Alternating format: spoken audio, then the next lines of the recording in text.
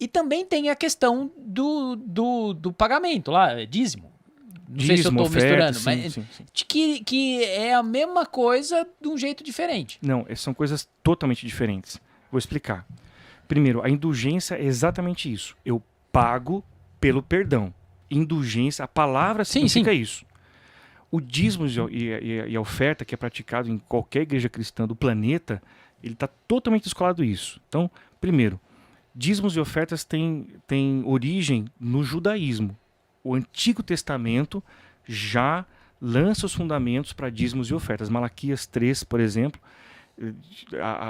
o profeta Malaquias, judeu do Antigo Testamento, ele está lá assim, claramente, assim diz o Senhor. Voltai para mim, e eu voltarei para vós. E vocês ainda me perguntam, em que tens me roubado? Vocês têm me roubado, vós a nação toda, nos dízimos e nas ofertas. Tragam todos os dízimos à casa do tesouro, para que haja mantimento na minha casa, diz o Senhor. E façam prova de mim, se eu não vos abrir as janelas dos céus e não derramar sobre vós bênção sem medida, e não repreender o devorador, para que seja garantido o fruto da tua colheita.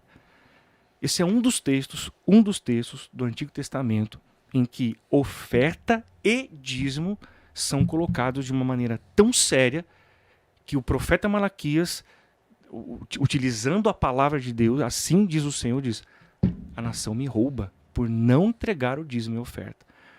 Dízimo constitui uma parte da aliança do povo de Deus para com Deus. É a aliança. É como se na demonstração prática da minha fé real no Criador, eu demonstrasse a minha aliança entregando parte do que eu tenho para isso. O dízimo não compra perdão, não perdoa, o dízimo não salva. O dízimo é um sinal visível de uma aliança. A oferta é uma atitude de gratidão, de amor. Eu vou ofertar porque eu vou ajudar aqui na construção, pintar a parede. Oferta é algo espontâneo. Sim. O dízimo é diferente. Pra você ter uma ideia, Rafa, a primeira vez que a palavra dízimo aparece na Bíblia é antes da lei de Moisés. Abraão, lá em Gênesis, capítulo 14, antes de Moisés, antes da lei ser prescrita para os judeus, para o povo de Deus, Abraão encontra um personagem muito específico chamado Melquisedeque. Esse personagem se apresenta como rei de Salém, que Salém é uma palavra judaica, hebraica que significa paz. A cidade de Jerusalém, Jerusalém, é cidade da paz. Então Salém ou Shalom é paz. Ele se apresenta como sacerdote do Deus Altíssimo e rei de Salém. Então rei da paz, sacerdote do Deus Altíssimo. Ele se apresenta para Abraão, abençoa Abraão, e Abraão espontaneamente entrega o dízimo de tudo que ele possui para aquele Melquisedeque. E Melquisedeque o abençoa, ele vence uma guerra, toma os despojos e vai se tornar o cara mais poderoso da sua nação.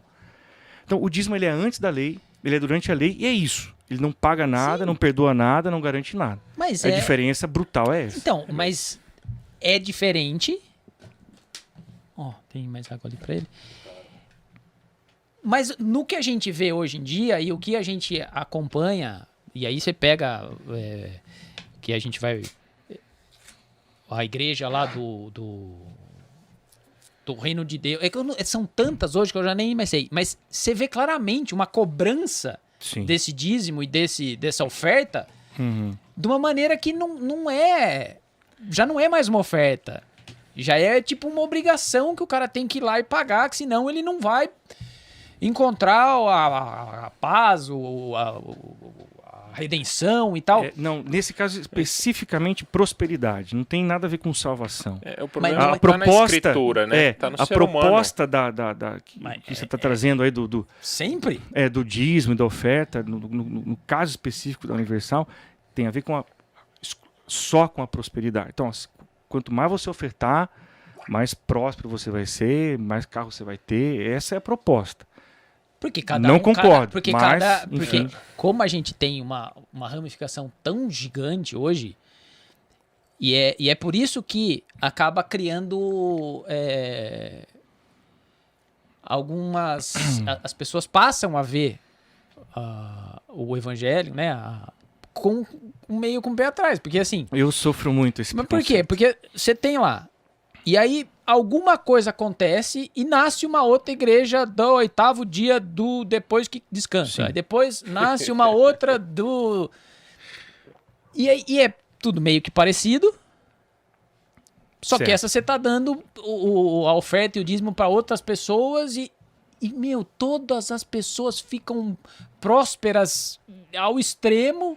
que a gente vê, né? Sim. O exemplo máximo que a gente tem é o Edir Macedo aí, com a igreja, que o cara tem um baita de um conglomerado. Vira um negócio tão grande que quem não é tocado espiritualmente pela coisa, só vê negócio. Você não vê religião. Sim. E é isso que é o que mais me... Rafa, esse problema, ele não é novo. Quando Jesus Cristo, vivo ainda, antes de ser crucificado, ele estava com seus discípulos numa casa, entra uma mulher. Alguns textos dizem que é uma prostituta. Ela quebra um vaso de alabastro, tanto o vaso quanto o bálsamo caríssimos, e ela começa a derramar aquele bálsamo nos pés de Jesus, ela enxuga com os cabelos dela e tal. Judas, nada mais, nada menos que Judas, diz o seguinte: se Jesus soubesse quem é essa mulher e o que ela está fazendo, esse bálsamo caríssimo podia matar a fome de muitos pobres.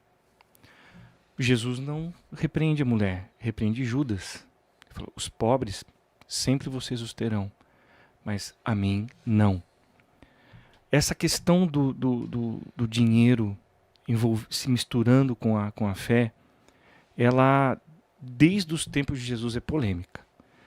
A questão é que, primeiro, nada que se faz no mundo, nada que se constrói no mundo, se constrói sem recursos. Ponto. É impossível você fazer qualquer coisa, planeta Terra, chão, sem recursos. Impossível. Então, desde o tempo, eu citei Malaquias aqui. Quando Malaquias diz: tragam os dízimos para que haja mantimento, para que se mantenha a casa do tesouro, ou a casa de Deus, esse é o propósito. Então, o dízimo e a oferta é primordialmente para manter a estrutura da igreja, isso independente de ela qual for. Estou te dizendo, isso antes de Cristo. Sim, desde tal. sempre. A então, ideia assim, é... Só que... E aí é que... Isso, vamos lá. Então, assim, o que acontece? Nós não podemos apagar um princípio bíblico, sadio, santo, por conta do erro de um cara. Então, por mais que Edir, fulano, Beltrano explorem, eu não tenho como voltar para um texto bíblico que nós cremos que é a revelação da palavra de Deus e mudar isso por conta do erro do cara. Eu não posso fazer isso. Então, mas não é erro. Se você for pensar, são milhões de pessoas que contribuem e para eles aquilo faz sentido. Uhum. Então você não precisa mudar. O que a gente questiona é a concentração.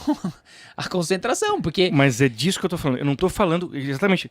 E veja bem que entenda o que eu disse. Eu não posso mudar o princípio, ainda que haja o erro de um indivíduo.